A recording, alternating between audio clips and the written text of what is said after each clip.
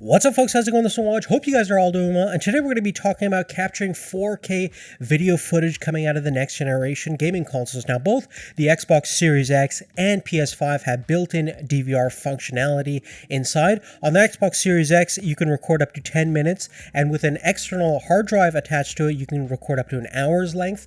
And on the PS5, you can record an hour's within the console itself, which is cool. But what if you want to record continuously beyond an hour? You want more control over the quality of your footage, because both Sony and Microsoft limit the bitrate of your 4K internal capturing capabilities around 30 to 50 megabits per second. And what if you want to live stream on an external box and want to have generally more control and the ability to capture things like menu screens and things like that, which are limited on the built-in DVR functionality on both platforms? Well, in this video, we're going to talk about some of the best video capture card solutions that are out there specifically for gaming. Of course, you can use any of these capture cards to capture really any kind of 4K HDMI input, whether that be a camera or really anything else. Now, firstly, you're going to take a look at this chart over here, which will break down the price point of each of the capture cards that we're going to talk about, the resolution, frame rates that they have the ability to capture from, whether they're HDR certified, internal, external, things like that. So you can pause the video right now to get more details on that. But we're going to firstly talk about budget DVR solutions. Now, Cloner Alliance is a company that's been making affordable DVR solutions for quite some time now. They have a lot of options in the 1080p DVR range, but it's not until recently where they entered in the 4K DVR space. And this is their first generation 4K recorder. It's called the Cloner Alliance UHD Lite. The price of this thing is going to be around $200 or less, and it has a full 4K 60 frames per second HDMI pass-through with a minimal latency, and you can record 4K resolution at 30 frames per second and around 30 megabits per second in terms of maximum bitrate in both H.264 and H.265 codecs. You can also record 1080p at 60 frames per second as well. The big thing about this is that you have the ability to directly record onto a USB thumbstick or hard drive formatted in FAT32, NTFS, exFAT, pretty much most common format. And with the built-in mic, line in, line out connections at the front, you can easily add your own live commentary, add your own music soundtrack to your gaming footage, and even output that sound to headphones or external speakers. And apart from some of the physical buttons at the front, including record, snapshot, and codec switching capabilities, it also comes with a handy remote control, which will allow you easy access to the box itself. It's important to note that this is a PC-free solution. It's specifically designed to be a standalone box where you can record your 4K 30 frames per second or 60 frames per second 1080p gaming footage directly onto a USB thumbstick.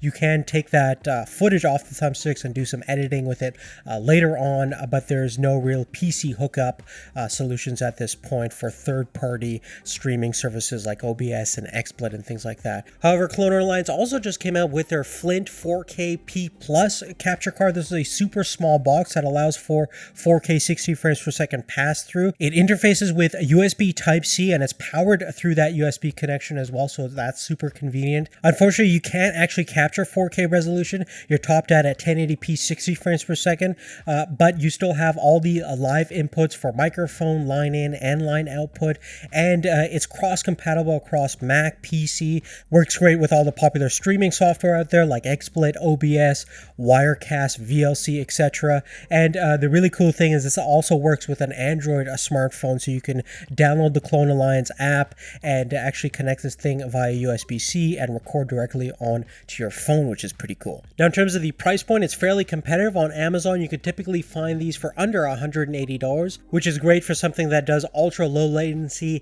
4K 60 frames per second pass-through at 1080p 60 frames per second recording. Now, moving on, the budget-oriented stuff, let's actually talk about the real HDR 4K 60 frames per second video capture cards that are out there. Now, you're going to be primarily looking at two main brands, Elgato and Avermedia, in my opinion. Now, in terms of Elgato, I've had a huge history with them. I've had the HD60S for many years, been really reliable and a great overall video capture card solution for 1080p 60 frames per second video. I've also had the Mark I version of the 4K 60 Pro PCI Express capture card. It was one of the first 4K capture cards that you can get. At that time, I didn't have a lot of 4K gaming consoles to actually test this thing out with, besides the PlayStation 4 Pro. But with the Mark II version of this internal capture card, you can record 2160p at 60 frames per second. You have HDR 10-bit pass-through and inboard recording with codecs for HEVC H.265 HDR as well as HVC H.264 codec. This card is also probably the most aggressively priced at this point. You can typically find them on Amazon for $250 to $280 and even cheaper sometimes in the used category. So for people that are building a PC specifically for live streaming or 4K video capturing, this is definitely the most competitively priced solution out there. Now, Elgato's most powerful 4K capturing solution is actually this thing over here. This is the 4K 60S Plus. It's a standalone unit, has all the same capabilities as you would find as the PCI internal capture card. So you can fully record HDR10 certified 4K 60 frames per second video coming straight out of your PS5 or Xbox Series X. And you have the flexibility of either using this capture card as a standalone unit, since you have a built-in SD card slot that will support 256 gigabyte cards, get you about 7 hours of recording time, and you can also hook this up via USB-C connection to your PC and be unlimited based on your hard drive space. Furthermore, the unit also has a built-in HVEC video encoder that will minimize the CPU load and stress on your main machine, so either your PC or laptop will then be more streamlined and optimized for gaming itself or for live streaming, and leave the video encoding done all through the capture card itself. Now, all these features and capabilities sound really awesome, and for the most part, they definitely are when they work. I've had this particular unit for the past 2 months, and it's worked pretty well. It was a refurbished unit, and initially I believe the HDMI input was acting up. It's unfortunately came back up again, and now I'm getting no signal whatsoever. I tried many different things, swapping out cables, the power supply, upgrading the firmware, reinstalling the software.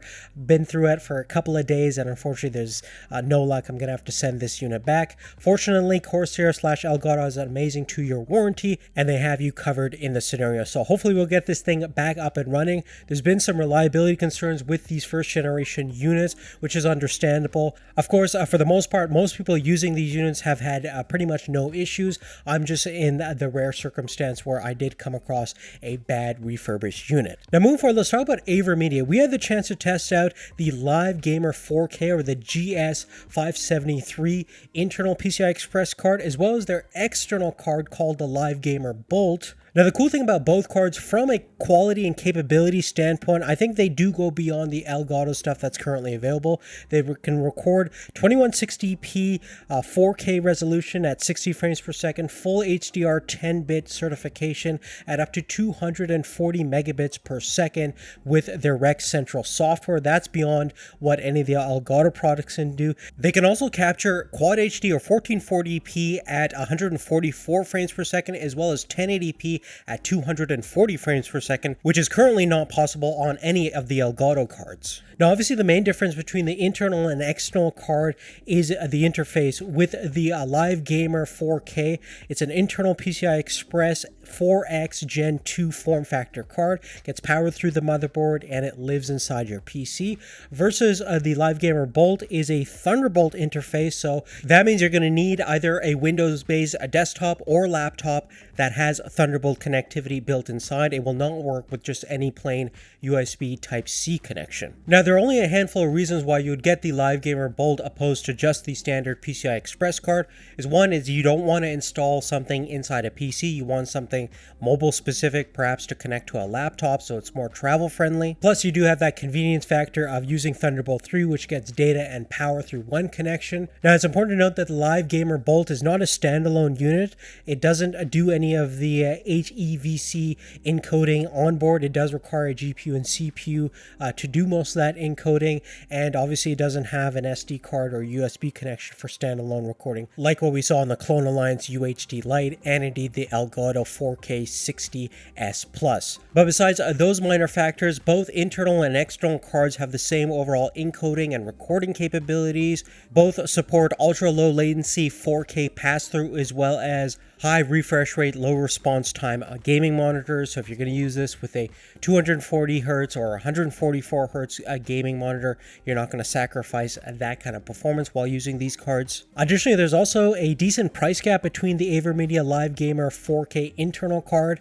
which typically goes for around $300, versus the Bolt goes for anywhere between $400 to $450, which makes it one of the most expensive capture card designed for gaming. But it is the only external box that not only record 4K at 60 frames per second, but also 240 frames per second at 1080p. But besides those things, that's really it. Definitely love to hear your thoughts. I would like to know if you guys think it's worth getting an external capture card, or would you just stick with the internal capturing capabilities of the next generation consoles. Big thanks to all the support from the people that made this content possible in the first place. And an even bigger thank you for you guys for watching and supporting the channel. Make sure you have post notifications turned on so you get our videos once they become available. Like if you haven't done so already, and please subscribe.